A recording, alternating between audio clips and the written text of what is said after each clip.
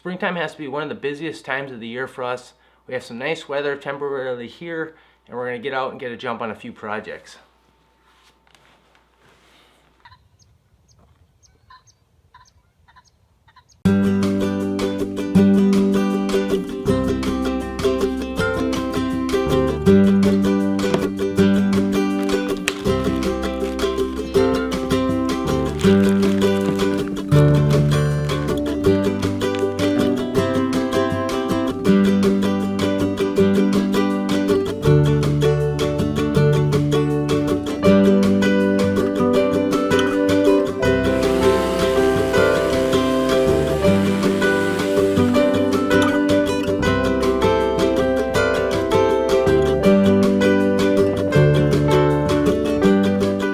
One thing I recommend if you go outside and do some dirty projects like working in the garden or going out and cutting firewood is throwing your cell phone in some sort of sandwich bag.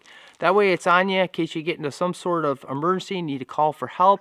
It keeps the sawdust and dirt out of your phone ports. And if you get yourself a nice set of Bluetooth headphones, you can listen to some great music as well. So one project I want to get done today, and it might be a little ambitious, is I want to get a bunch of these fence posts pulled. When we originally moved into our property, our whole field out back was lined with horse fencing, and it was all damaged. I ended up pulling up a lot of that stuff, and the only remaining bit that we have is actually around our firewood and garden area. A big part of the reason I want to get these posts pulled is we have a farmer that actually does our field out back, and it makes it very hard for him to get in there and make that turn. Living in the country often comes more property, and with more property comes more maintenance of that property, which then requires you to have more equipment and bigger equipment. One thing that we've done quite a bit of is rely on farmers to help us with some of that. We end up letting them farm our field out back, and it turns out oftentimes to be a win-win situation. Some people actually lease out their land, X amount of dollars per acre. So one thing you do want to be a little cautious about is the crops that go into your backyard. Very first 2 years that we were out here, we had a different farmer do our field. He did soy and corn, and with that, they were all GMO, Roundup ready type crops, and of course that came along with different sprays, things that we didn't feel very comfortable having that close to the house, as well as something we didn't want soaking into our water table.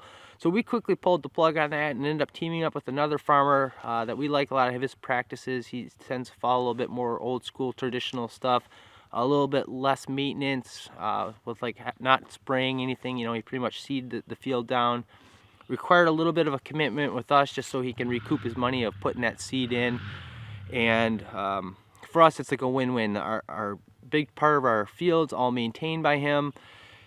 We have habitat for pheasants and deer, which then puts food back on our table, so it works out pretty good. We're very happy with the deal that we work out, and then down the road when we finally can get ourselves a decent tractor here, then we'll probably take over that maintenance. But for the meantime, that's sort of our solution, and I want to get this field a little bit more ready for him, or a little easier for him to maintain.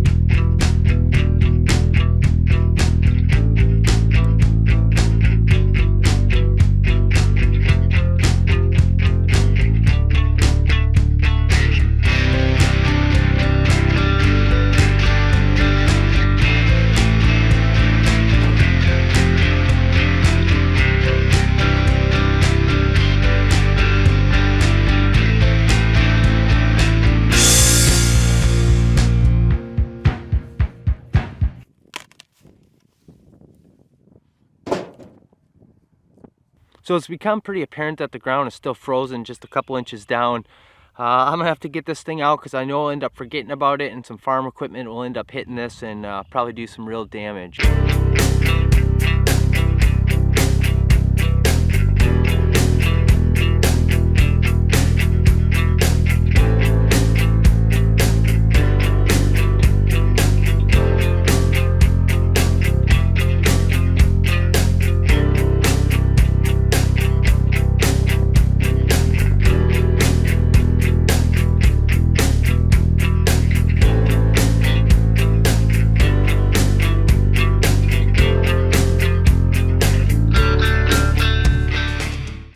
managed to get that one row done, but I'm gonna wait until the weather gets a little nicer to pull the other ones. The ground is just frozen too much down there, so I'll wait on that. It's real hard with this nice weather. I just want to start getting going on the garden, but in reality we got snow in the forecast here in the real near future. So we can't really quite start on stuff on the inside yet, because you know, a lot of times they say start your seeds 6 weeks before the last frost, and for us, you know, the last frost is usually towards the end of May, so we still have a little ways to go for that. But boy, this has been great. So anyways, hope you guys enjoyed the video, and we'll see you on the next one. Thanks for watching.